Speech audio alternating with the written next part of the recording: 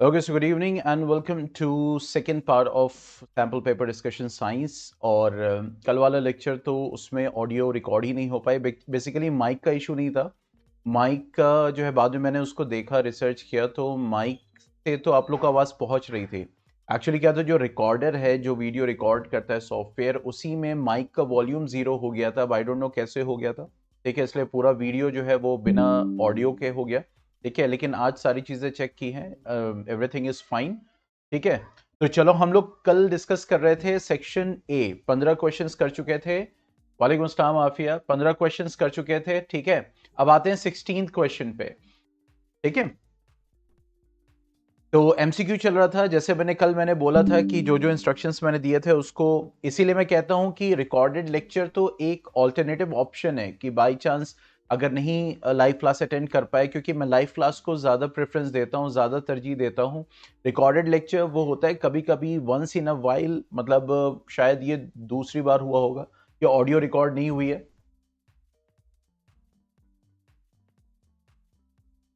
Carbon compounds के second lecture में भी साउंड नहीं है? अच्छा, कौन से, इसी सेशन के?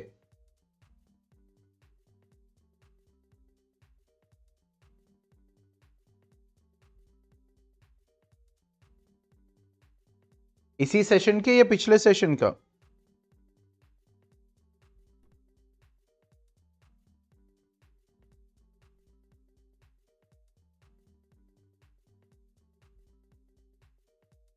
Second lecture.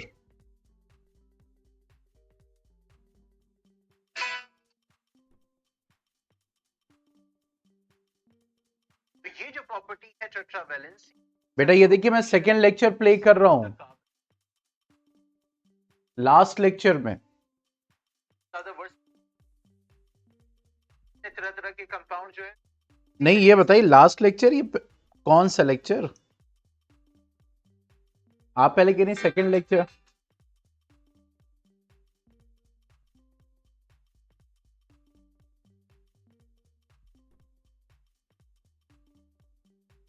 हाँ, लास्ट लेक्चर में जो है साउंड नहीं है।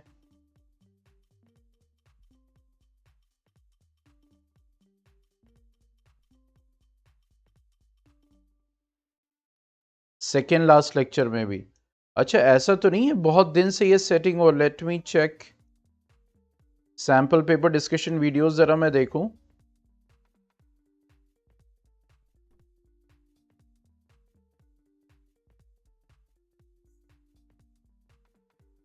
हाँ नहीं, मैं चेक कर रहा हूं।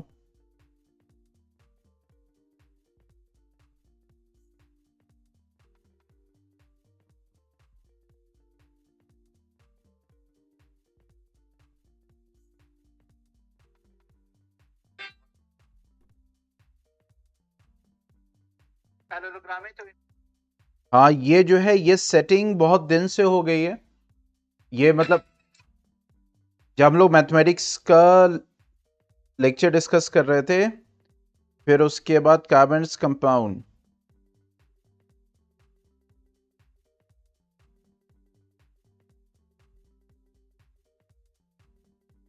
हाँ हाँ हाँ, right Afiya, right right right.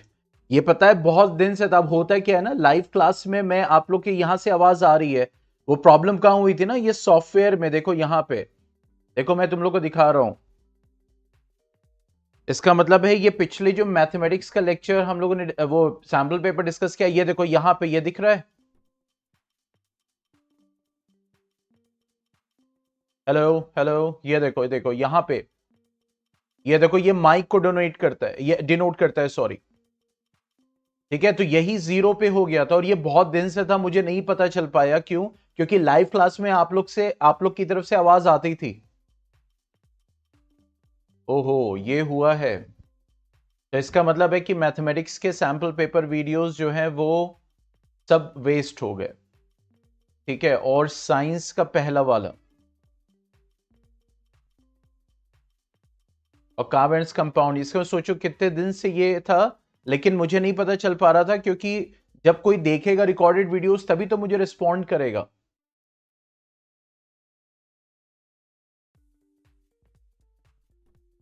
ये इशू बहुत दिन से था।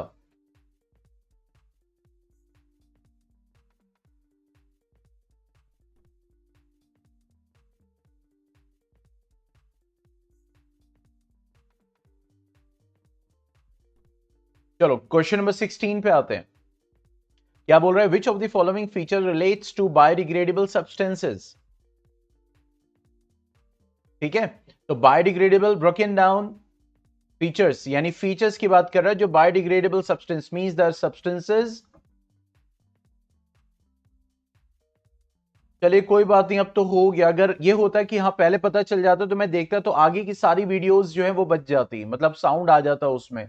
अब जो भी रिकॉर्डेड वो देखेगा उसको कोई फायदा नहीं होगा वो।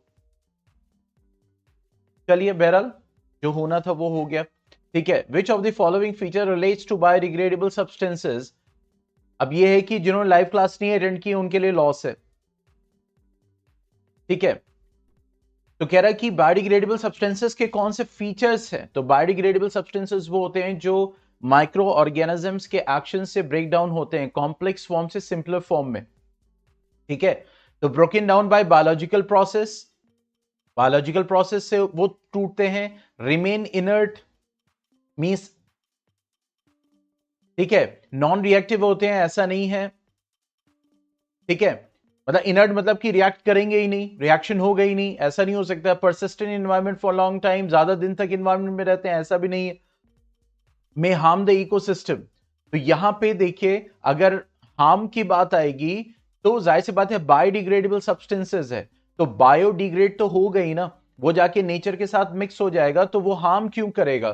तो इसलिए यस वो बायोलॉजिकल प्रोसेस से, एंजाइमेटिक एंजाइमेटिक एक्शन से जो है वो ब्रेक डाउन होते हैं। ठीक है, अब नेक्स्ट कह रहा है question number 17 to 20 consist of two statements, assertion and reason. और असर्शन और रीजन का मैंने आपको बताया था कि पहले ऑप्शंस देख लो क्या है। दो स्टेटमेंट्स हैं जिसमें से एक स्टेटमेंट ए होगा, एक स्टेटमेंट आर होगा। तो both A and R true and R is the correct explanation of A. पहले तो हमें यह देखना है कि दोनों में से ट्रू और फॉल्स कौन सा है। अगर दोनों ट्रू हैं तो इसका मतलब है कि ये और ये नहीं हो सकता। अगर एक ट्रू और एक फॉल्स है तो ये नहीं हो सकते, इन दोनों में से कोई एक होगा, तो हम देखेंगे।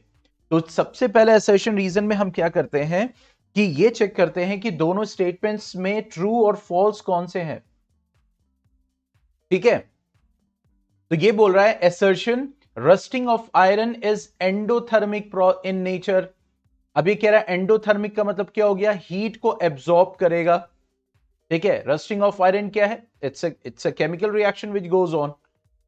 ठीक है, reason as the reaction is slow the release of heat is barely evident, क्योंकि स्लो रिएक्शन है, इस वजह से जो हीट इवॉल्व होती है वो बहुत ही मतलब ना के बराबर हमें पता चल पाती है।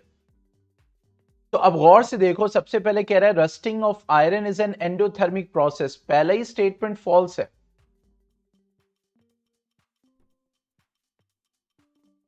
बात समझ में आ रही? ये कौन सा प्रोसेस है, ये ऑक्सीडेशन रिडॉक्स रिएक्शन है। It's a redox reaction, rusting of iron is a redox reaction. फिर कह रहा है कि rusting of iron reaction slow होता है, तो इसलिए रिलीज ऑफ हीट हमें नहीं पता चल पाती है। तो चूंकि ये बोल रहा है कि रस्टिंग ऑफ आयरन एंडोथर्मिक है, इस वजह से रिलीज ऑफ हीट हमें नहीं पता चल पाती है, तो ये तो स्टेटमेंट ट्रू है कि बहुत स्लो प्रोसेस है जिसकी वजह से हीट इवॉल्व पता ही नहीं चल पाती, लेकिन हम उसको एंडोथर्मिक नहीं कह सकते। ठीक है, इस वजह से यहां पे क्या होगा, इसका 17 का डी, तो देखो 17 का ये तो कर ही चुके, 17 का डी होगा। Coming to the next one 18, क्या बोल रहा है, असर्शन क्या बोल रहा है, probability of survival of an organism, organism के सर्वाइवल की बात कर रहा है, produce through sexual reproduction is more than that of organism produce through asexual mode. यानी सेक्सुअल, जो ऑर्गेनिज्म सेक्सुअल रिप्रोडक्शन से रिप्रोड्यूस कर रहे हैं उनका सर्वाइवल चांस ज्यादा होता है। तो yes it is true statement, क्यों, क्योंकि वो वेरिएशन प्रोड्यूस करता है और variation leads to the chances of survival. ठीक है, फिर रीजन क्या बोल रहा है, variations provide advantages to individuals for survival. देखो जो मैंने रीजन दिया वो नीचे लिखा है, तो दोनों ट्रू हैं। ठीक है, और ये इसका रीजन है, तो इसका मतलब यहां पे ए होना चाहिए, तो देखो ए है। कमिंग टू द 19, क्या बोल रहा है? assertion a compass needle is placed near a current carrying wire, मतलब नियर बोल रहा है, पास में रखा गया है, करंट कैरिंग वायर है जिसके पास में कंपस रखा गया है। The deflection of the compass needle decreases when the magnitude of the current in the wire is increased. अब ये कह रहा है कि वायर के पास रखा गया है एक कंपस, ठीक है। अब ये कह रहा है कि करंट हम इसमें बढ़ा रहे हैं तो इसके डिफ्लेक्शन डिक्रीज हो रहा है,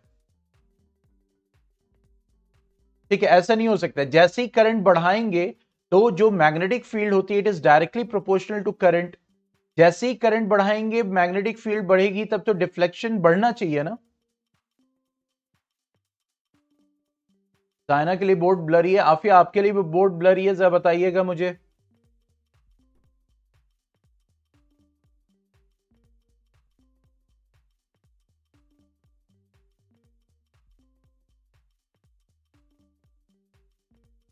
अब बताइए, सही है? ठीक है, तो इसका मतलब ये फॉल्स है, ठीक है।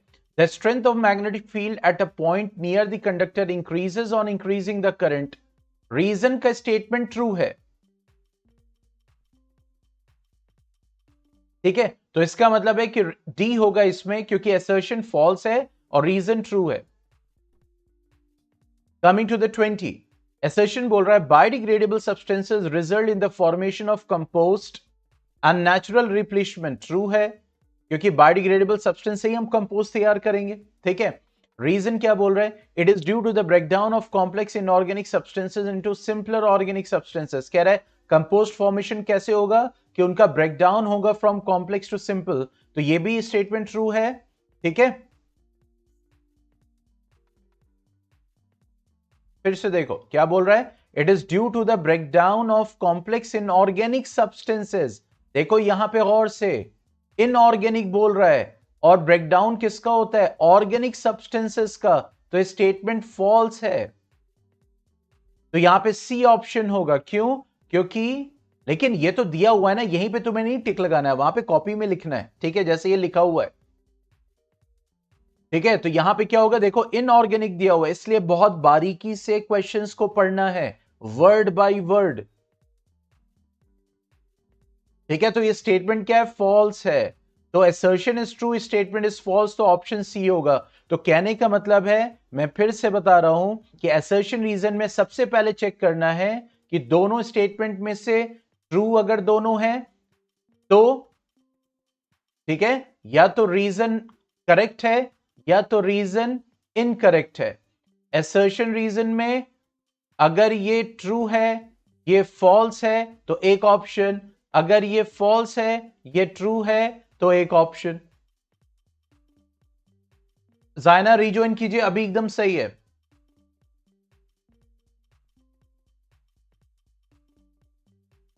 ठीक है। चलिए, now coming to the next one, section B पे आते हैं। Section B question number 21 to 26, very short answer question था, जिसमें 30 टू 50 वर्ड्स में हमें लिखना था। तो let us pick up question, 2-2 marks के क्वेश्चन है ये। तो हम ये देखेंगे कि कैसे मार्क्स का डिस्ट्रीब्यूशन है, और जो हमें आंसर्स रिकमेंड किए गए हैं बोर्ड की तरफ से उसको देखेंगे और समझेंगे।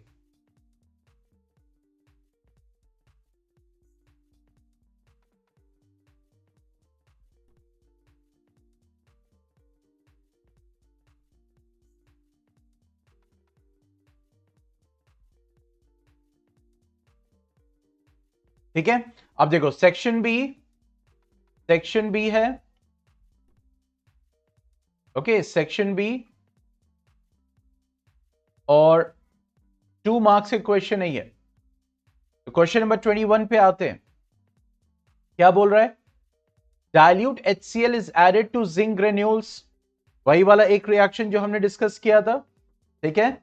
जिंक ग्रेन्यूल का एडिशन डाइल्यूट HCl में, how will you prove that chemical change has taken place? तो यहां पे फोकस करना है आपको, properties of a chemical reaction. जिसमें क्या होता है एवोल्यूशन ऑफ गैस, जिसमें क्या होता है चेंज इन स्टेट, जिसमें क्या होता है फॉर्मेशन ऑफ प्रेसिपिटेट, जिसमें क्या होता है चेंज इन कलर, जिसमें क्या होता है हीट चेंज, यानी एक्सोथर्मिक या एंडोथर्मिक, हीट इवॉल्व होगी एब्जॉर्ब होगी। तो कह रहा है कि ये प्रूफ करो कि केमिकल रिएक्शन हुआ है, केमिकल चेंज हुआ है, support your response with two arguments. तो देखो कैसे लिखना है, कैसे डिस्ट्रीब्यूट किया गया मार्क्स को, इसको समझना भी जरूरी है साथ में। ये आपको रिमाइंड करा रहे चीजें। तो response with any of the given two arguments, देखो ये आपको बोल रहा है, ये आंसर नहीं है, ये आपको गाइड कर रहा है कि क्या आर्ग्यूमेंट्स आपको मेंशन करने हैं। लेकिन मैं फिर से कह रहा हूं, ये आंसर ये नहीं है कि ये कंप्लीट आंसर है, ये आपको आइडिया दे रहा है। ठीक है, सो when zinc granules are added, or when dilute HCl is added in zinc granules, or when zinc granules are added in dilute HCl, then a chemical reaction takes place or chemical change takes place. This can be supported by following two arguments. Number one, bubbles of gas or evolution of gas दिखेगा.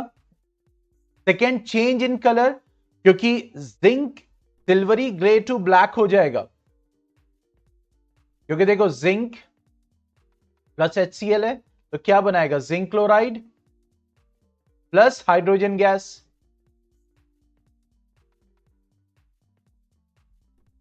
ठीक है, तो zinc का असल colour क्या होगा silvery grey which to black. Next, change in colour, क्योंकि हम ये जानते हैं कि ये क्या होता है एक्सोथर्मिक रिएक्शन होता है, तो कह रहे हैं इन तीनों में से कोई भी दो आर्ग्यूमेंट्स आप लिख सकते हैं। तो ये समझो कि बोर्ड आपसे क्वेश्चन किस फॉर्म में करेगा।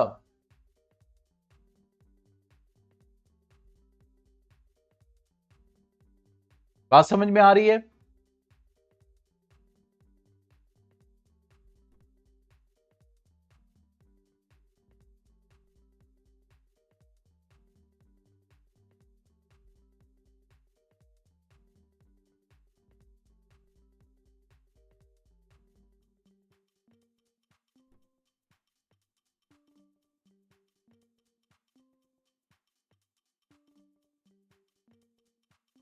अब जायना का सिर्फ रिप्लाई हो रहा है, आफिया जो एकदम गायब हो जाती हैं, पता नहीं कहां चली जाती हैं बीच में।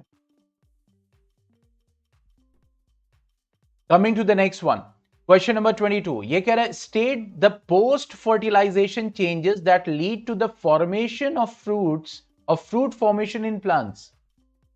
पोस्ट फर्टिलाइजेशन चेंजेस, फर्टिलाइजेशन होगा उसके बाद ये चेंजेस, तो क्या बनेगा जाइगोट बनेगा, ठीक है, फिर एम्ब्रियो बनेगा।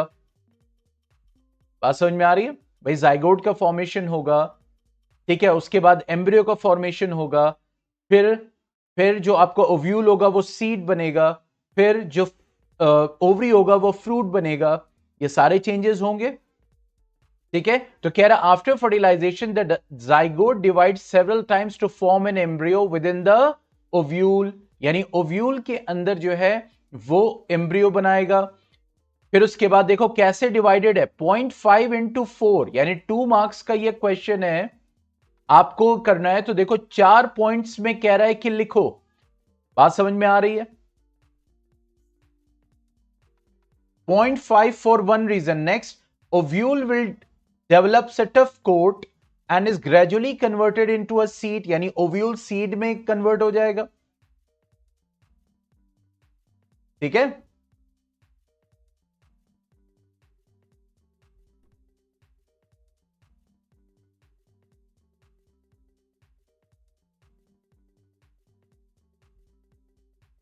ठीक है, फिर ovary grows rapidly and ripens to from fruit and the petals sepals stamens style stigma में श्रिवल एंड फॉल ऑफ।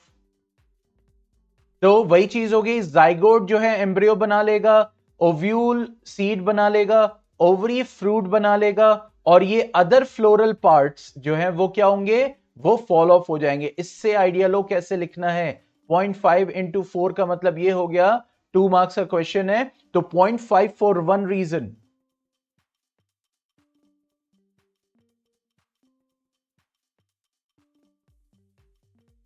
ठीक है, now coming to the next,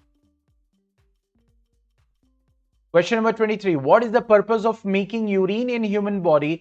urine human body में क्यों बनता है? तो हम ये जानते हैं यूरिन के थ्रू जो नाइट्रोजनस वेस्ट है हमारे बॉडी का जो है वो बॉडी से बाहर निकलता है, एक्सक्रीट आउट होता है। ठीक है, जो सॉल्ट्स हैं वो एक्सक्रीट आउट होते हैं। ठीक है, बात समझ में आ रही है? तो यहां से हमें यह समझना है, तो एक तो सबसे पहला what is the purpose, purpose बताना है। फिर उसके बाद name the organs that stores and releases the urine. अब इसमें दो पार्ट है, या तो ये करना है या तो ये करना है, दोनों में से कोई एक। तो पहले क्वेश्चन पढ़ लो कौन सा करोगे। Why do arteries have thick and elastic walls where veins have walls? यानी आर्टरीज के पास थिक इलास्टिक वॉल्स क्यों होती हैं और वेन्स के पास वॉल्व्स क्यों होते हैं?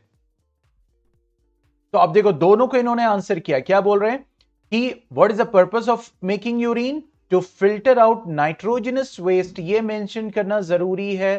ठीक है, like urea and uric acid. देखो अगर ये लिखोगे तो 0.5 उसके from the blood in humans, यानी ब्लड में से, क्योंकि ब्लड फिल्टर आउट होता है, सब पढ़ा था, ब्लड फिल्टर आउट होता है, ब्लड हमारा मूव करता है। ठीक है, थ्रू रीनल आर्टरी किडनी में एंटर करता है, वहां से फिर डिस्ट्रीब्यूशन होता है, फिर वो ग्लोमेरुलस तक ब्लड पहुंचता है थ्रू एफेरेंट आर्टीरियोल, फिर वहां पे फिल्ट्रेशन होता है। ठीक है, ब्लड जो है वो वापस आता है थ्रू इफरेंट आर्टीरियोल, और वो ब्लड वो जो फिल्टर आउट है वो उसको बोलते हैं ग्लोमेरुलर फिल्ट्रेट। फिर वो प्रॉक्सिमल कॉन्वोलेटेड ट्यूब्यूल में जाता है, लूप ऑफ हेनले में जाता है, डीसीटी में जाता है, और फाइनली हमें कलेक्टिंग डक्ट में यूरिन मिलता है। ठीक है, तो हमने पढ़ा था tubular glomerular filtration, ultra filtration, okay, tubular secretion, okay, and selective reabsorption. तो ये तीनों प्रोसेस यूरिन फॉर्मेशन करते हैं। तो यहां पे उनको नहीं पूछ रहा, ये पूछ रहा पर्पस क्या है। तो यूरिया यूरिक एसिड जैसे नाइट्रोजनस वेस्ट को ब्लड में से बाहर निकालना। तो देखो इसके 0.5 मिल रहे हैं और ब्लड को मेंशन करने पे 0.5 मिल रहे हैं। फिर name the organ that stores, तो organ for storage urinary bladder, बस इतना लिख दिया। ठीक है, and releases, name the organs that stores and releases the urine. वो ऑर्गन बताओ जो स्टोर करता है यूरिन को, यूरिनरी ब्लैडर, और जो यूरिन को रिलीज करता है तो यूरेथ्रा।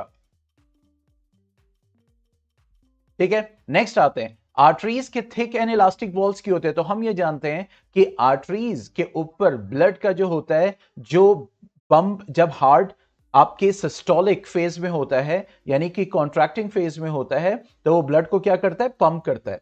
तो जब पंप करता है तो उस वक्त ब्लड का प्रेशर ज्यादा होता है। तो उस प्रेशर को बियर करने के लिए आर्टरीज की वॉल्स थिक होती है, उसकी जो ट्यूनिका मीडिया होती है, जो मिडिल लेयर होती है, वो थिक होती है।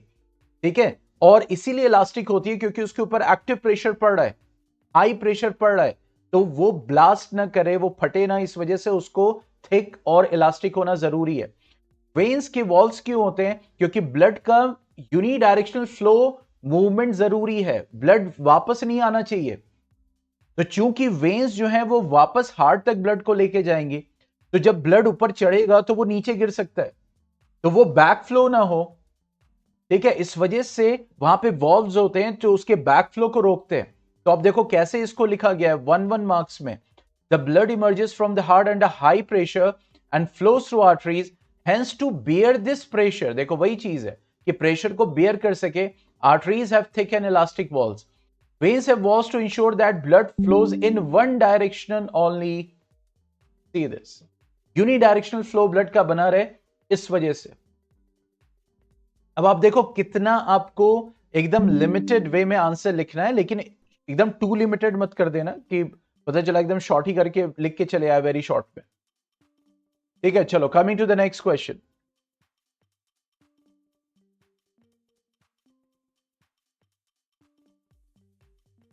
तो 23 तक हमने डिस्कस किया, कमिंग टू 24 एंड 25।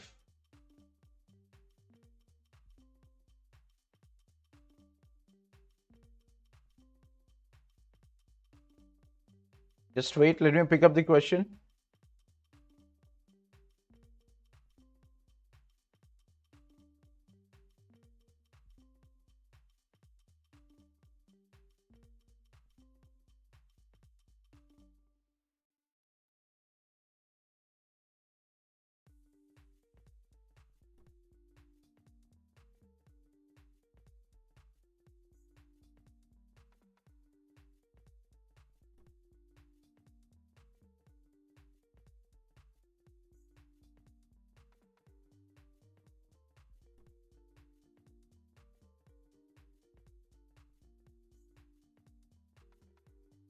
अब देखो क्वेश्चन नंबर 24 में क्या बोल रहा है, क्वेश्चन नंबर 24 में क्या बोल रहा है, ये भी 2 मार्क्स का क्वेश्चन है।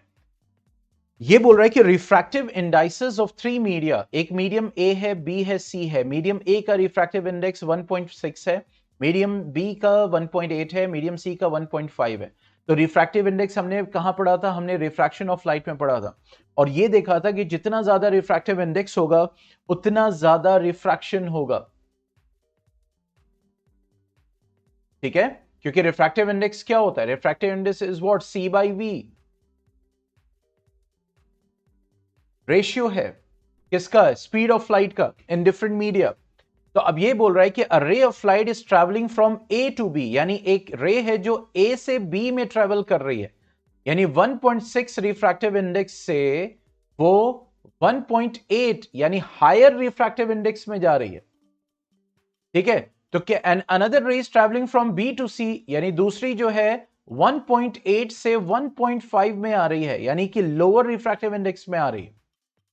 तो कह रहा है कि in which of the two cases the refracted ray bends towards the normal. तो उस कॉन्सेप्ट को एक बार देखते हैं।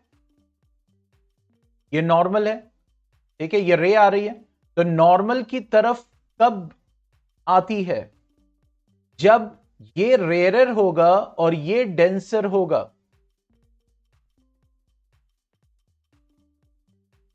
ठीक है, तो देखो जब यहां से ए टू बी जा रहा है तो रिफ्रैक्टिव इंडेक्स बढ़ रहा है, इसका मतलब ये रेयर है और ये डेंसर है। और जब बी टू सी आ रहा है तो रिफ्रैक्टिव इंडेक्स घट रहा है, इसका मतलब ये डेंसर है और ये रेयर है। तो वही चीज यहां पे बोला जा रहा है, देखो ए के लिए, when light travels from an optically rarer medium, देखो टर्म्स को देखो कैसे यूज करना है, यही आपके आंसर्स को एक क्वालिटी आंसर बनाते हैं, जिसकी वजह से आप इतना भी लिखोगे ना काफी है। देखो कैसे डिस्ट्रीब्यूट किया, 0.5 to an optically denser medium it moves towards the normal, since refractive index of B is greater than refractive index of A, hence the light ray will bend towards the normal on passing from medium A to B, that's it। तो देखो एक तो आपने ये concept use किया optically rare to optically denser, फिर उसके बाद आपने ये बताया, ठीक है, कि रिफ्रैक्टिव मतलब index of B is greater than refractive index, और इस कॉन्सेप्ट को डिस्कस किया, इसके लिए 0.5 मिले। फिर उसके बाद आपने जो बताया कि ए टू बी जो है वो बेंड करेगी, तो उसके लिए 0.5 मिला।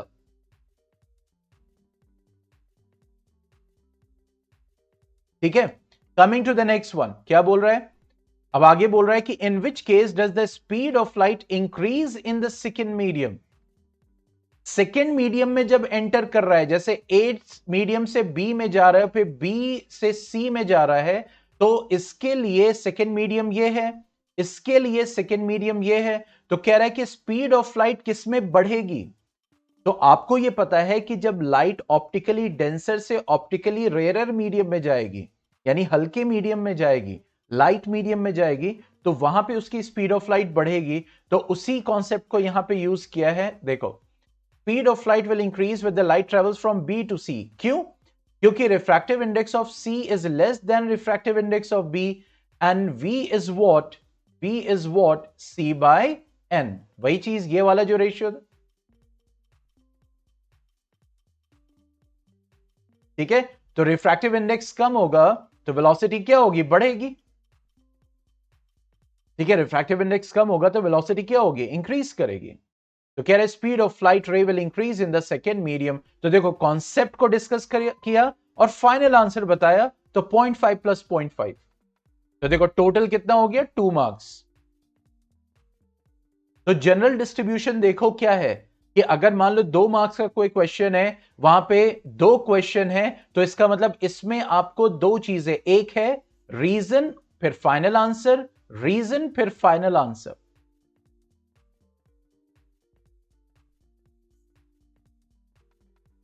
ठीक है, चलो coming to the next question, next question discuss करते हैं।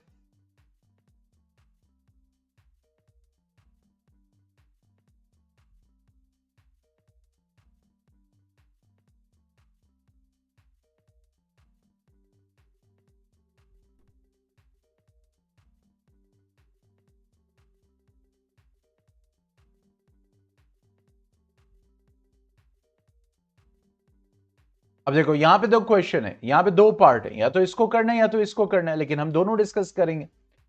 अभी कह रहा piece of wire of resistance R is cut into 3 parts, यानी एक पीस ऑफ वायर है, इसको 3 पार्ट्स में काटा गया उसी वायर को, ठीक है। These parts are then connected in parallel, फिर उसके बाद तीनों को पैरेलल में कनेक्ट कर दिया गया, ठीक है।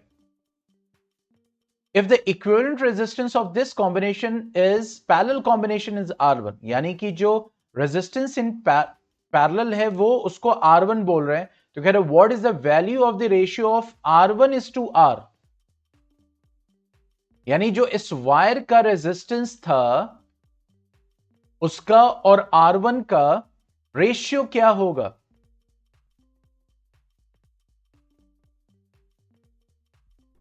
ठीक है, तो देखो हम ये जानते हैं कि जब रेजिस्टेंस, यानी ये वायर 3 पार्ट में जोड़ दिया है, 3 पार्ट में काट दिया, तो इसको 3 रेजिस्टर्स काउंट करो। और हम ये जानते हैं कि अगर ये तीनों को ऐसे जोड़ दोगे, कैसे, ऐसे, इसको उठाया और इसको उठाया, ऐसे जोड़ दिया, तो तीनों का रेजिस्टेंस सीरीज में हो जाएगा। बात समझ में आ रही? तो इसका मतलब है कि जब ये अलग अलग है तो इसका रेजिस्टेंस R/3 होगा, इसका भी R/3 होगा, इसका भी R/3 होगा, ठीक है। अब R/3 को पैरेलल में जोड़ दिया, अब इसका जो रेजिस्टेंस आएगा पैरेलल वाला वो R1 है,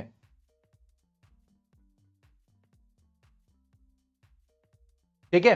तो अब यहां पे देखो resistance of each part is R/3 ओम, ठीक है। इसको जैसे आपने कॉन्सेप्ट को बताया 0.5 मार्क्स मिल गए। अब पैरेलल का क्या होता है, 1/RP is equal to 1/R1 plus 1/R2 plus 1/R3, यही तो होता है। तो देखो 1/R1 3/R 3/R 3/R। अब आप कहोगे सर यहां पे R/3 था, यहां पे 3/R क्यों हो गया। देखो 1/RP जब लोगे तो लिखोगे 1/R1, और R1 की जगह जब तुम R/3 लिखोगे तो ये फिर 3/R ही तो हो जाएगा। तो यहां पे ये लिखना था कि 1/R1 is equal to 1/R/3 plus 1/R/3 plus 1/R/3, R/3, उसके बाद का ये स्टेप है। तो देखो R1 क्या आ गया, R/9। अब जब R1/R करोगे तो ये हो गया R/9/R, ठीक है। तो ये R कैंसिल, रेशियो क्या हो जाएगा 1:9, देखो आ गया 1/9, ठीक है। तो देखो बॉडी ऑफ सॉल्यूशन के लिए तुम्हें 1 मार्क्स मिले, फिर आंसर के लिए कितने मार्क्स मिले 0.5।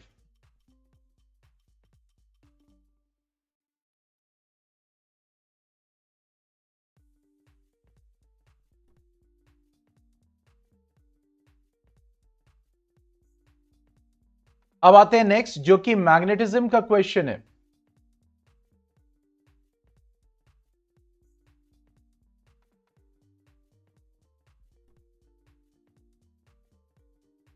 ठीक है, refer to the image below and state how the magnetic field pattern indicates regions where the magnetic field is stronger outside the magnet। कह रहा है refer to the image, नीचे वाली इमेज को देखो, and state how the magnetic field pattern indicates regions where the magnetic field is stronger outside, यानी बाहर की तरफ, यानी मैग्नेट के बाहर की तरफ कहां पे मैग्नेटिक फील्ड स्ट्रॉन्गर है। और what happens to the magnetic field when the current in the circuit is reversed, magnetic field को क्या होगा अगर करंट को रिवर्स, यानी करंट ऐसे जा रहा था तो आप करंट को रिवर्स कर दोगे तो क्या होगा। तो हम ये जानते हैं करंट को रिवर्स कर दोगे तो मैग्नेटिक फील्ड का भी डायरेक्शन रिवर्स हो जाएगा। तो देखो इसको कैसे मेंशन करना है, ये सोलेनॉइड है और ये मैग्नेटिक फील्ड लाइंस है, और हम ये जानते हैं कि सोलेनॉइड में जो मैग्नेटिक फील्ड लाइंस का बिहेवियर होता है वो सेम होता है जैसे बार मैग्नेट का, ठीक है। तो यहां पे कह रहा है कि magnetic field strength is more in the region where the field lines are crowded. मैंने हम लोग को डिस्कस किया था कि जहां पे मैग्नेटिक फील्ड लाइंस एकदम ज्यादा होंगी वहां पे मैग्नेटिक फील्ड की स्ट्रेंथ भी ज्यादा होगी। तो इसका मतलब है कि the magnetic field will be maximum near the poles. इस पोलर रीजन में जो है मैग्नेटिक फील्ड ज्यादा होगी। ठीक है। Second, direction of the magnetic field is also reversed. तो अब देखो यहां पे इन दोनों कॉन्सेप्ट्स के लिए 0.5 और लास्ट वाले के लिए 0.1। तो direction of magnetic field is also reverse, तो वो भी रिवर्स हो जाएगी, तो उसके लिए ये लिखा गया। ठीक है, चलिए now coming to the next questions.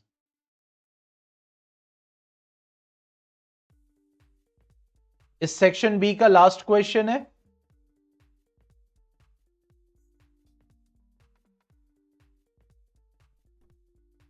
ठीक है, तो रिवीजन जरूर कीजिएगा। मैं नहीं कह रहा जो आप सब्जेक्ट पढ़ रहे हो इस वक्त उसको पढ़ें, लेकिन रिवीजन जरूर करें।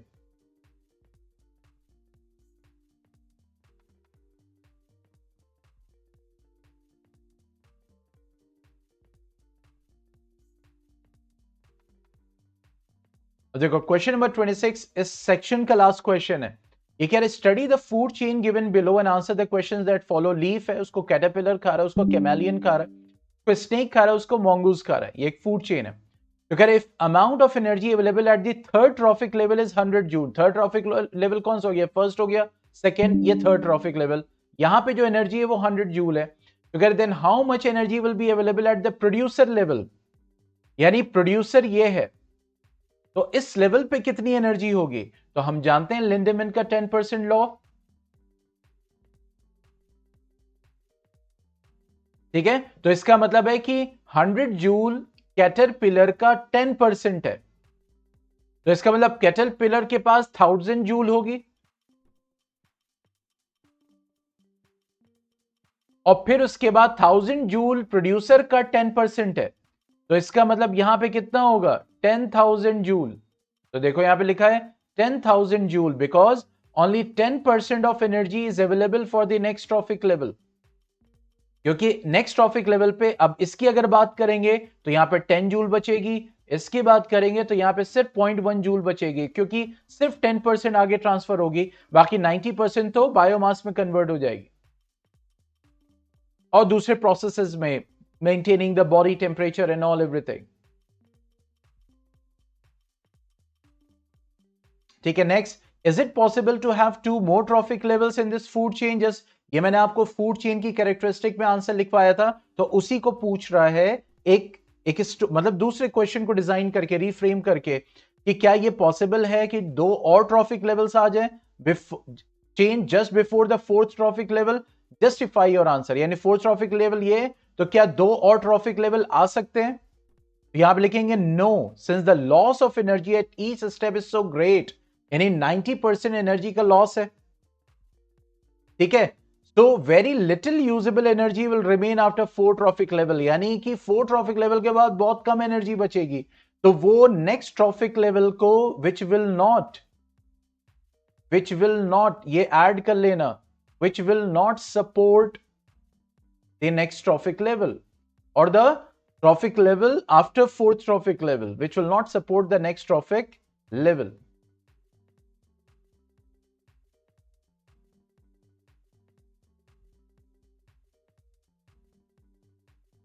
ठीक है, चलिए, तो सेक्शन बी हो गया। अब सेक्शन सी पे आते हैं। 3 और सेक्शंस बचे हुए, उनको भी डिस्कस करते हैं। कोशिश करते हैं कि आज इसको वाइंड अप कर लें। ठीक है, प्रोवाइडेड कि कितनी जल्दी आपको समझ में आ जा रहा है। बहरहाल मुझे बहुत अफसोस है, इतने दिन की मेहनत जो है वो वेस्ट हो गई सैंपल पेपर डिस्कशन की। बहरहाल पिछले सेशंस के भी सैंपल पेपर डिस्कशन मौजूद है, ऐसा नहीं है। सैंपल पेपर का पैटर्न जैसे केस बेस्ड स्टडी है, असर्शन रीजनिंग, ये पहले भी आया था। अब सेक्शन सी पे आते हैं। जो शॉर्ट आंसर क्वेश्चन था, जो 50 to 80 वर्ड्स में हमें करना था, 3 मार्क्स का एक क्वेश्चन होगा, 50 to 80 words on an average 5 to 8 lines, जैसे मैंने बताया था आपको। ठीक है, अब इसमें देखते हैं question number 27 and 28। 27 single question है, लेकिन 28 में इंटरनल चॉइस है। चलो पहले 27 डिस्कस कर लेते हैं, क्योंकि ये देखना जरूरी है कि मार्क्स का डिस्ट्रीब्यूशन कैसे हो रहा है, ताकि जब हम आंसर्स लिखें तो हमें अंदाजा हो। देखो अब यहां पे बोल रहा है क्वेश्चन नंबर 27 में, the given reaction shows one of the processes to extract the metals like iron and manganese. तो हमने आपको समझाया था जो हाईली रिएक्टिव मेटल होते हैं, मॉडरेटली रिएक्टिव मेटल होते हैं, या फिर लीस्ट रिएक्टिव मेटल्स होते हैं, तो सबका जो है वो जिसको कहते हैं ना कि हमने मैकेनिज्म स्टडी किया था हाईली रिएक्टिव का, ठीक है, फिर मॉडरेटली रिएक्टिव का, फिर उसके बाद लीस्ट रिएक्टिव मेटल्स का, कि हम उसको कैसे एक्सट्रैक्ट कर रहे हैं। क्योंकि सबसे पहले क्या होता था, कंसंट्रेशन ऑफ ओर की, ओर की सफाई, ठीक है, फिर उसके बाद conversion of ore into metal oxide, फिर मेटल ऑक्साइड से मेटल में, फिर मेटल की रिफाइनिंग, ये स्टेप था मेटलर्जी के, ठीक है। तो अब यहां पे ये बोल रहा है कि MnO2 प्लस एल्यूमिनियम, ठीक है, giving manganese liquid plus Al2O3 plus heat, give reason why the above reaction is known as thermite reaction. तो थर्माइट रिएक्शन का कॉन्सेप्ट हमने डिस्कस किया था कि जब वो रिएक्शन होता है तो it releases a lot amount of energy, और इसीलिए जो रेलवे ट्रैक्स रिपेयर किए जाते हैं, यहां पे हम आयरन के ऑक्साइड को यूज करते हैं, ठीक है, और एल्युमिनियम से रिएक्ट कराते हैं, एल्युमिनियम से रिड्यूस करते हैं, तो उससे क्या होता है, उससे क्या होता है कि हीट निकलती है, तो आयरन मेल्ट होता है, तो पिघल के वो रेलवे ट्रैक में चला जाता है। वो मैंने आपको पूरा फोटोज भी दिखाए थे कि कैसे होता है। तो उसी चीज को पूछ रहा है कि क्यों कहा जाता है, तो वहां पे स्टोरी लिखने की जरूरत नहीं है। देखो, the above reaction is known as thermite reaction as the reaction is highly exothermic, ये कॉन्सेप्ट है। या तो ये लिखो, अब आगे ये भी बोल रहा है, आपको सजेस्ट कर रहा है, या ये लिखो, द मेटल मैंगनीज और iron obtained will be in मॉल्टन और लिक्विड स्टेट। देखो कितना मिला मार्क्स, 1 मार्क्स। तो अगर आप ये भी लिख दोगे तब भी मार्क्स मिलेगा, अगर आप ये लिखोगे, क्योंकि इसको थर्माइट रिएक्शन इसलिए कहते हैं क्योंकि आयरन या मैंगनीज जो मिलता है वो लिक्विड स्टेट में मिलता है, पिघला हुआ मिलता है, तो हीट से ही तो पिघलेगा वो,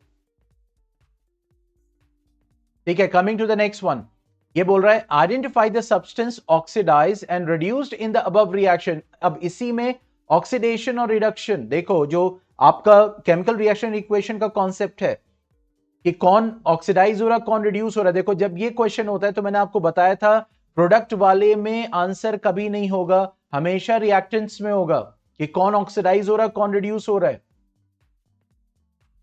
तो ऑक्सीडाइज कौन हो रहा है, देखो MnO2 Mn में चेंज हो रहा है, ऑक्सीजन निकल रहा है, तो ये रिड्यूस हो रहा है, MnO2 रिड्यूस हो रहा है, अल्युमिनियम ऑक्सीडाइज हो रहा है। तो देखो यहां लिखा हुआ है substance oxidize aluminium, substance reduce MnO2, 0.5 मिल गया। एक मिनट जो पानी पी लूं, पानी दे देना मुझे जरा, ठीक है। Next, give a reason why aluminium is preferably used in thermite reaction. Aluminium ही क्यों यूज कर रहे हैं, तो aluminium is used in thermite reaction as it is placed above iron and manganese in reactivity series. क्योंकि आप जब reactivity series देखते हो, barium, potassium, calcium, magnesium, aluminium, zinc, iron, nickel, tin, lead, तो जो एल्युमिनियम होता है,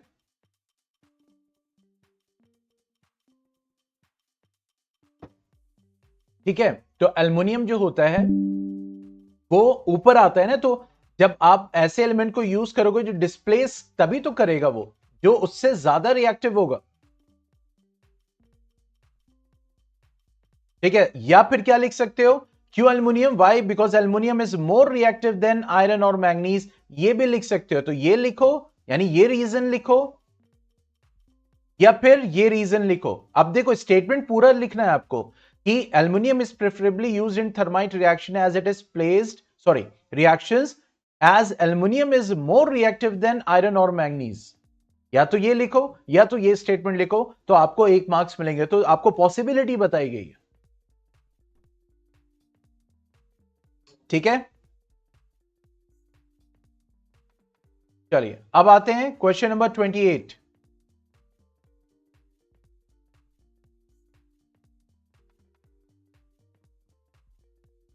क्वेश्चन नंबर 28 के 2 पार्ट्स हैं, दोनों में से कोई एक करना है, तो हम जो है दोनों को डिस्कस करेंगे। एक minute, let me clear the board.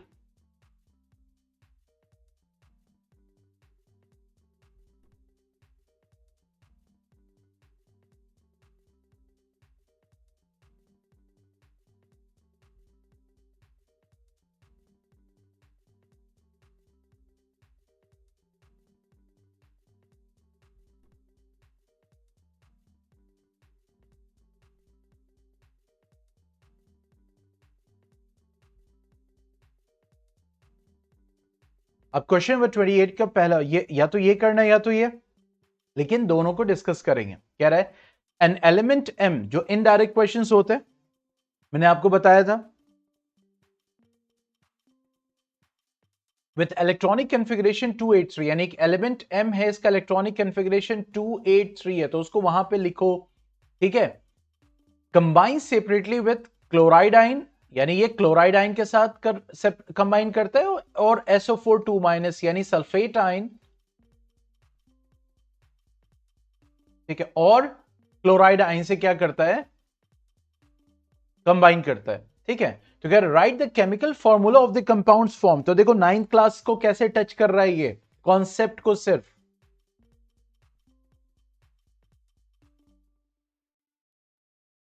ठीक है, तो अब देखो जब इसके वैलेंस इलेक्ट्रॉन 3 है, तो इसकी वैलेंसी 3 हो गई, और ये इलेक्ट्रॉन को रिलीज करेगा, तो ये एक मेटल है, तो ये हो जाएगा M, और ये हो जाएगा Cl, ये हो जाएगा 3 क्योंकि ये 3+ होगा, और ये हो जाएगा 1 चार्ज है, क्रॉस मल्टीप्लीकेशन, तो ये हो जाएगा M1Cl3, तो ये हो जाएगा MCl3।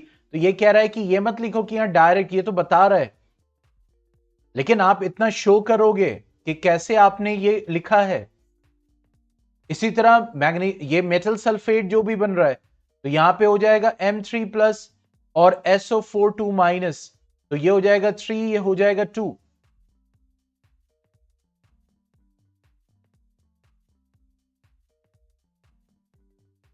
ठीक है, ये इससे मल्टीप्लाई, ये इससे मल्टीप्लाई, ये हो जाएगा M2SO4 3। देखो आ गया, तो इसको शो जरूर करना बनाते वक्त।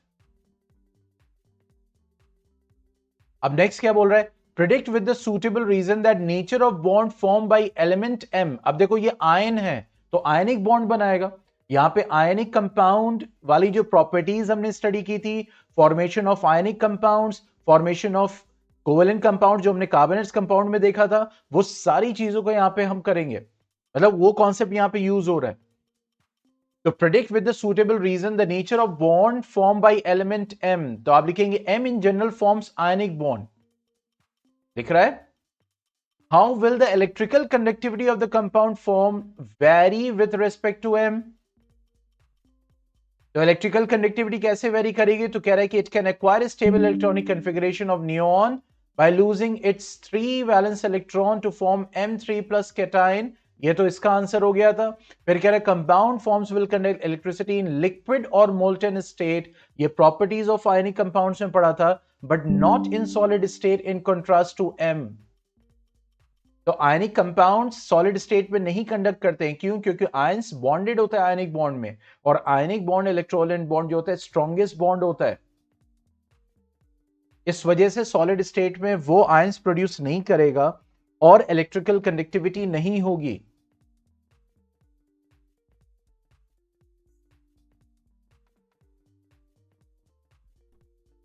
ठीक है, नेक्स्ट वन, या तो ये, अब नेक्स्ट वाला क्या बोल रहा है, रेडिश ब्राउन मेटल X। देखो किस तरह से क्वेश्चन आ रहे हैं, ये सारे क्वेश्चन आपके वही एनसीईआरटी में से हैं।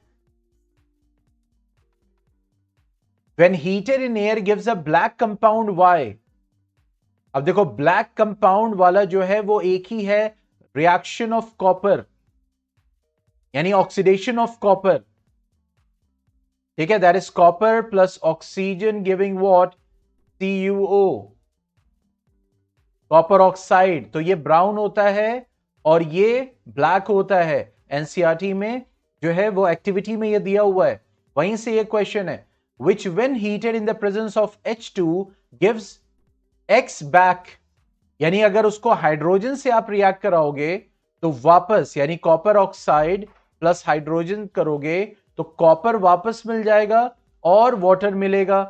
तो X is refined by the process of electrolysis. X को हम इलेक्ट्रोलाइसिस प्रोसेस से रिफाइन करते हैं, ठीक है। And this refined form of X is used in electrical wiring. देखो अब यहां पे इसका यूज भी दिखाया गया है, यूज को भी पूछा गया, मतलब क्वेश्चन में डिस्कस किया गया है। तो कह रहा है आइडेंटिफाई X एंड Y। तो X हमारा कॉपर है, देखो यहां पे आंसर लिख रहा है, and Y is copper oxide. Okay, draw a label diagram. जैसे मैंने कहा था डायग्राम प्रैक्टिस बहुत इंपॉर्टेंट है। तो जो एनसीईआरटी के डायग्राम्स हैं और जो मैंने भी डिस्कस किए थे उनको आप अच्छे से प्रैक्टिस कीजिए to represent the process of refining metallurgy process से, चैप्टर से। तो देखो यहां पे वही हो गया कैथोड, ठीक है, जो प्योर होता है, क्योंकि कॉपर है तो प्योर कॉपर को कैथोड बनाया जो कि निगेटिव इलेक्ट्रोड होता है, एनोड जो कि पॉजिटिव इलेक्ट्रोड होता है। तो इसमें जो एक्सट्रैक्टेड मेटल होता है यानी इम्प्योर मेटल होता है उसको लेते हैं, ठीक है। और उसी के नीचे मैंने बताया था कि जब प्रोसेस स्टार्ट होगा एसिडिफाइड कॉपर सल्फेट जिसको हम रिफाइन करते हैं उसी का सॉल्ट सोल्यूशन लेते हैं। तो यहां पे कॉपर सल्फेट सोल्यूशन हमने लिया है। फिर उसके बाद देखो की और डायरेक्शन ऑफ इलेक्ट्रॉन, तो डायरेक्शन ऑफ करंट दिखा रहा है। देखो इलेक्ट्रॉन कहां मूव करेगा, फ्रॉम, इलेक्ट्रॉन कहां मूव करेगा, from negative to towards positive terminal.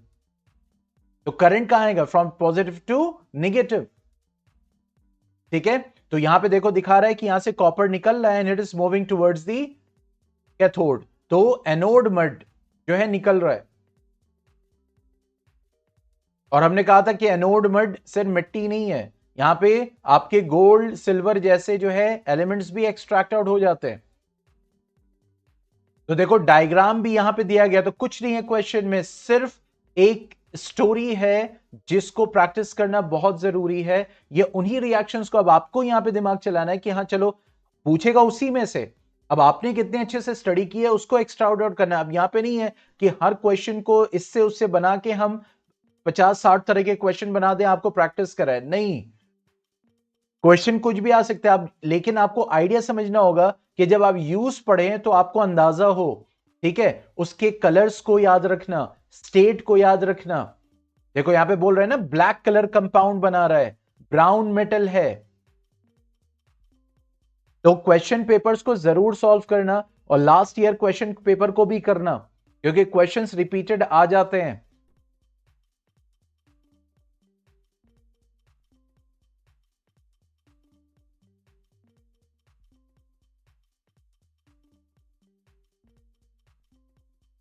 चलो अब नेक्स्ट क्वेश्चन पे आते हैं, क्वेश्चन नंबर 29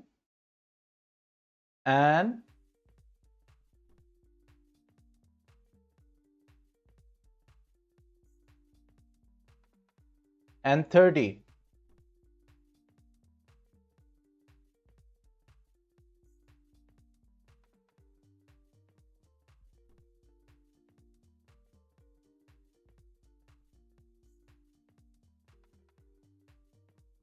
देखो क्वेश्चन नंबर 29 क्या बोल रहा है, we are advise to take iodize salt in our diet by doctors, justify its importance in our body.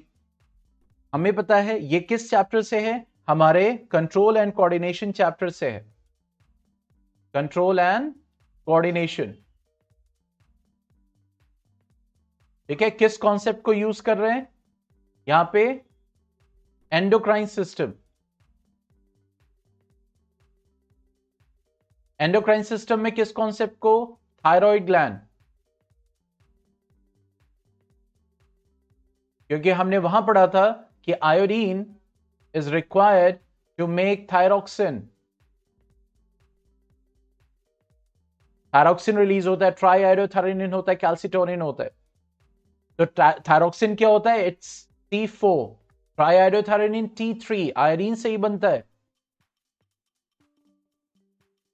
ठीक है। तो अब यहां पे ये बोल रहा है कि लिखना है, तो देखो 3 मार्क्स के हैं तो 3 रीजंस यानी 1 मार्क का एक हो जाएगा। तो ये बोल रहा है iodine is essential for the synthesis of thyroxine hormone. Thyroxine regulates carbohydrate protein and fat metabolism, जो हमने कहा था बीएमआर का पढ़ा था। फिर हमने ये पूरा पॉइंट हमने as it is metabolism of protein, carbohydrate और फैट में मदद करता है।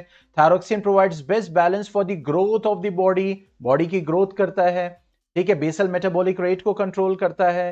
तो ये सारे हमने फंक्शंस को स्टडी किए। तो वही कह रहा है कि जस्टिफाइड इंपॉर्टेंस, तो यहां पे ये नहीं बोल रहा है कि राइट 3 फंक्शंस ऑफ थायरोक्सिन, यहां पे एक इनडायरेक्ट क्वेश्चन पूछ रहा है। इसलिए एनसीईआरटी में जो आपके एक्सरसाइज वाले क्वेश्चंस थे और जो चैप्टर्स के बीच बीच में क्वेश्चंस होते हैं, वो जरूर, मतलब वो तो करना ही करना है रिवाइज, ठीक है। उसके बाद जो एक्टिविटीज हैं जो मैंने सब बताया, वो आप लोग को मैं फिर से रिमाइंड कर रहा हूं।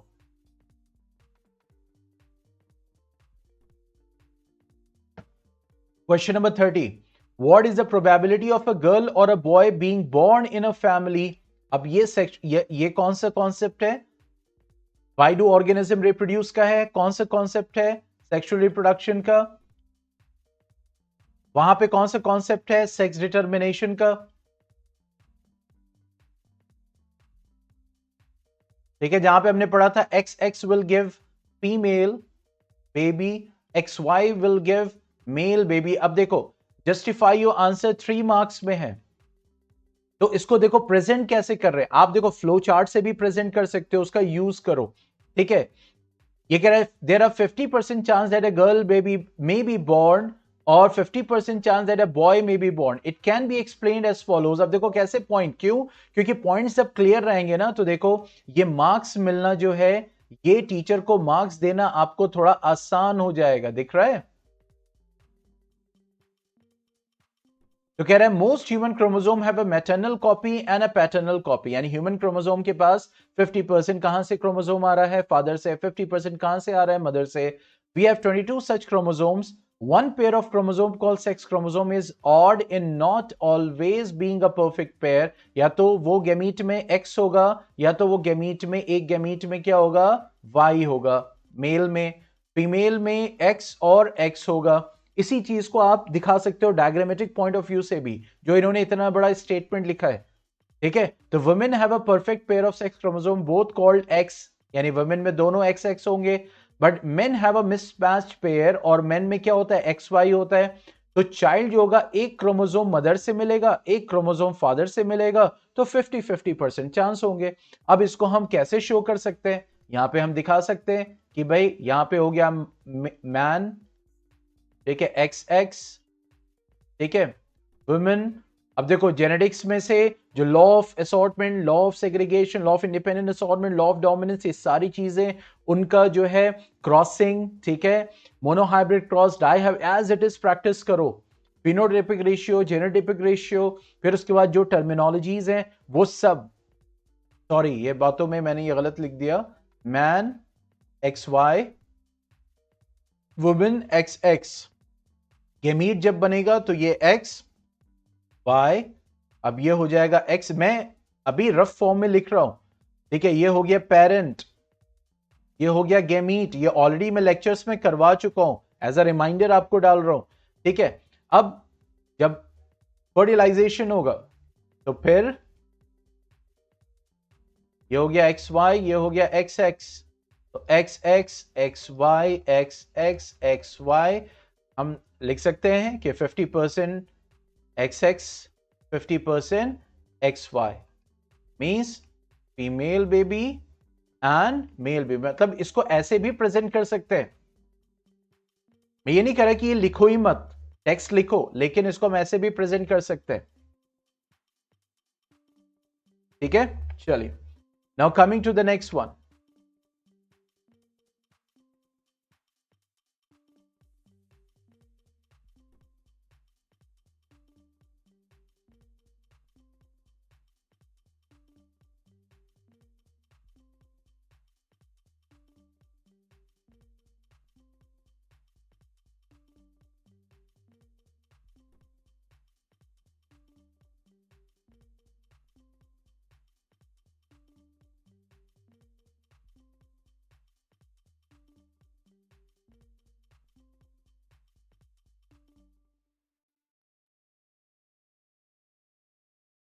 ठीक है, अब देखिए क्वेश्चन नंबर 31 में क्या बोल रहा है।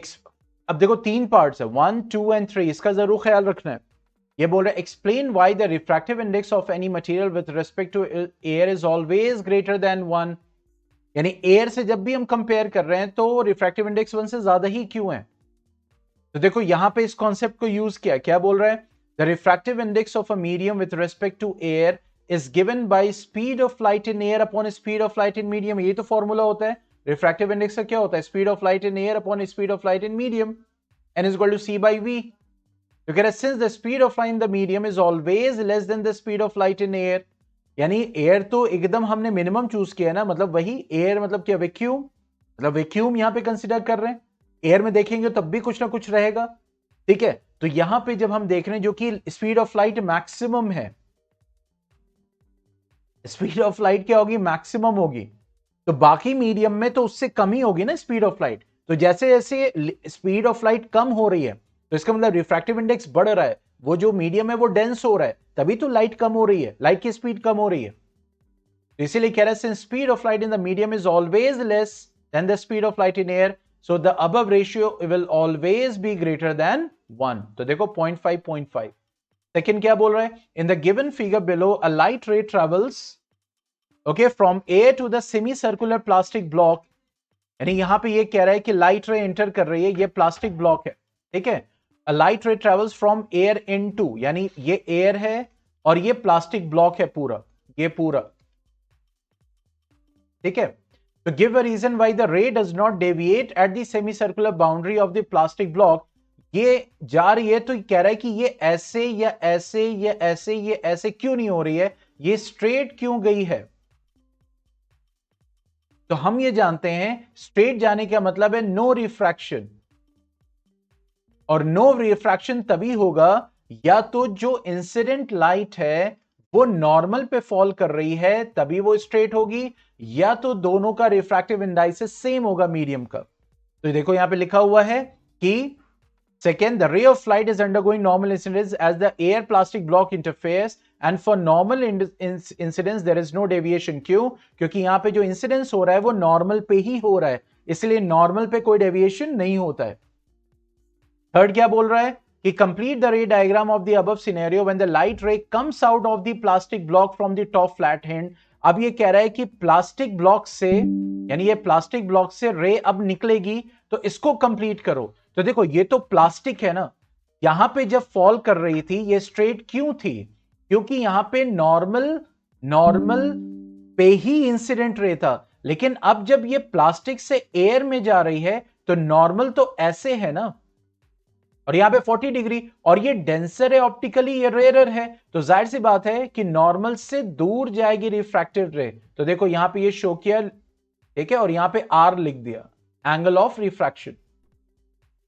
दिख रहा है, कॉन्सेप्ट को देख रहे हो कैसे हम यूज कर रहे हैं, बात समझ में आ रही है।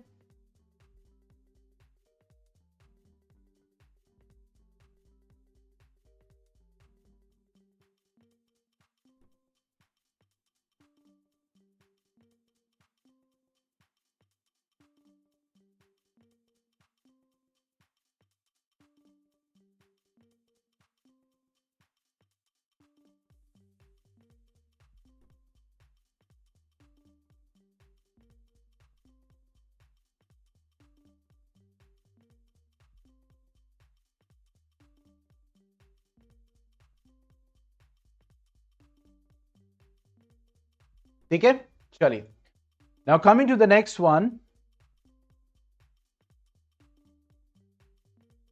Now coming to question number 32 and 33 of section सी।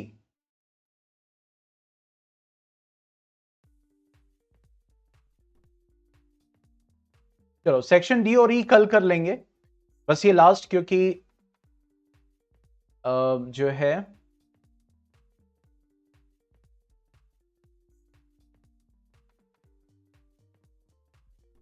खत्म करने तो खत्म ही कर सकते हैं, लेकिन एब्जॉर्ब चीज ना हो पाए तो फिर वो फिर नहीं हो, रिवीजन भी तो चाहिए,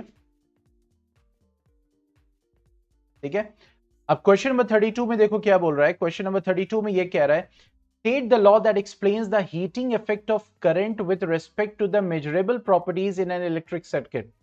एकदम एक जो है इनडायरेक्ट वे में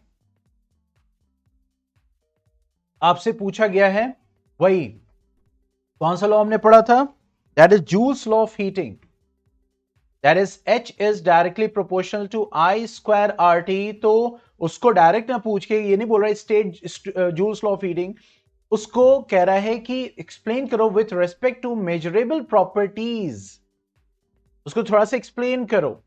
तो कह रहा है Joule's law of heating state that heat dissipated across a resistor is directly, अब देखो सारे लॉज, इससे अंदाजा लगाना, लॉज और सारी चीजें, चाहे वो बायो के हो, चाहे वो केमिस्ट्री का हो, चाहे फिजिक्स का हो, सब directly proportional to the square of the current, the resistor of the conductor and duration of the flow current, that is H is equal to I square RT।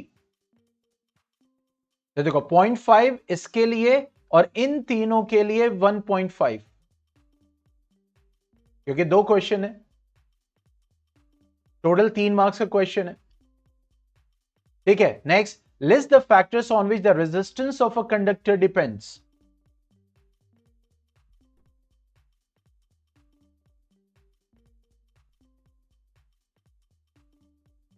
ठीक है, तो वही resistance of a conductor depends on the length of the conductor, यानी कि directly proportional, वहीं से formula निकल के आता है R is equal to rho L by A, this is called resistivity.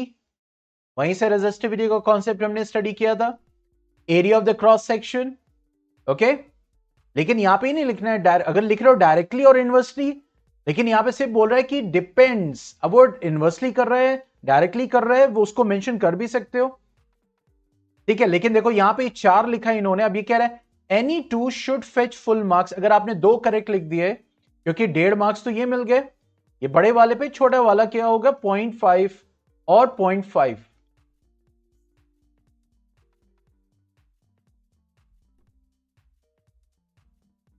ठीक है, तो लिस्ट ऑफ द फैक्टर्स, तो length of the conductor, area of the cross section, nature of the material and the temperature, ये सब हमने discuss किया। तो देखो कितने डायरेक्ट क्वेश्चंस आ रहे हैं, आप खुद इससे अंदाजा लगाओ। अभी तक कोई भी ऐसा क्वेश्चन नहीं मिला जिसके कॉन्सेप्ट को हमने स्टडी नहीं किया, कुछ तो एकदम डायरेक्ट क्वेश्चंस मिले।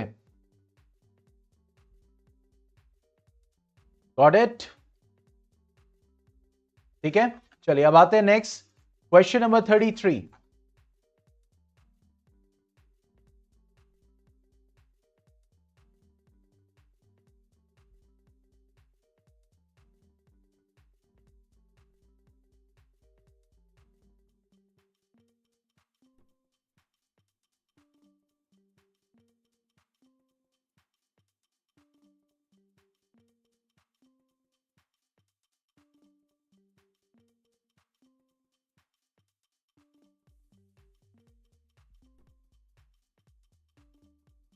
देखो इसमें क्या बोल रहा है, क्वेश्चन नंबर 33 में Ananya responded to the question why do electrical appliances with metallic bodies are connected to the mains through 3-pin plug। ठीक है, 3-pin plug से क्यों कनेक्ट करते हैं, तो यहां पे वही हो गया अर्थिंग का, न्यूट्रल एंड मेन वायर। ठीक है, whereas electric bulb can be connected with a 2-pin plug, लेकिन इलेक्ट्रिक बल्ब वाले जो प्लग्स होते हैं वो हम 2 पिन से भी कर सकते हैं, लेकिन जो इलेक्ट्रिकल अप्लायंसेस जहां पे मेटेलिक बॉडीज है उनको 3 पिन प्लग, तो हम जानते हैं थर्ड इज फॉर अर्थिंग, तो अर्थिंग का कॉन्सेप्ट यहां पे लग रहा है। ठीक है, तो कह रहा है शी रोट, उसने ये आंसर लिखा 3 pin connections reduce heating of connecting wires, यानी अगर हम 3 पिन लगाएंगे तो हीटिंग पे फर्क पड़ेगा, वो हीटिंग को रिड्यूस कर देगा। तो कह रहा है कि इज हर आंसर करेक्ट और इनकरेक्ट, जस्टिफाई। सो इनकरेक्ट है, अनन्या's answer is wrong. Why? Electrical appliances with the metallic bodies need an earth wire which provides a low resistance connecting path to flow the current in case there is an accidental leakage of current through the conduction of the body implies। अगर खुदा न खास्ता जो electrical leakage body of electrical appliance में आ गया, तो फिर उसके बाद जो है वो अर्थिंग के थ्रू जो है वो अर्थ में फ्लो कर जाएगा, हम इलेक्ट्रिक शॉक से बच जाएंगे। तो उसका जो ये कॉन्सेप्ट है वो रॉन्ग है। Next, what is the function of fuse in a domestic circuit, तो हम ये जानते हैं इलेक्ट्रिकल फ्यूज क्या करता है, वो जब हेवी करंट होता है, अचानक से बढ़ जाता है, तो फिर वो मेल्ट करके फ्यूज वायर उस कनेक्टिविटी को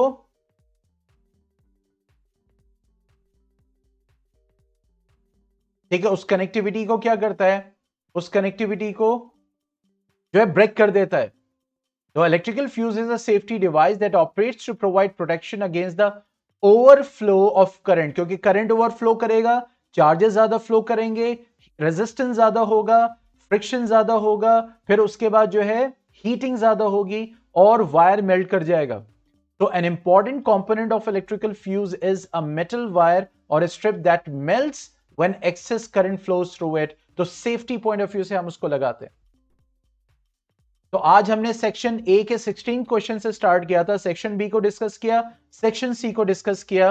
कल अब मिलते हैं एट 11 AM, ठीक है.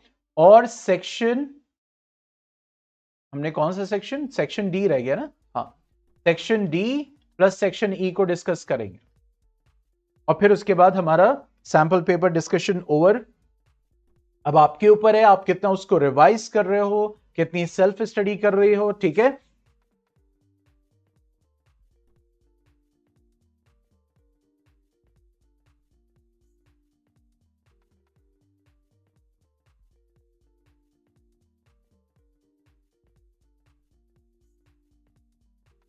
तो कल 11 बजे 11 AM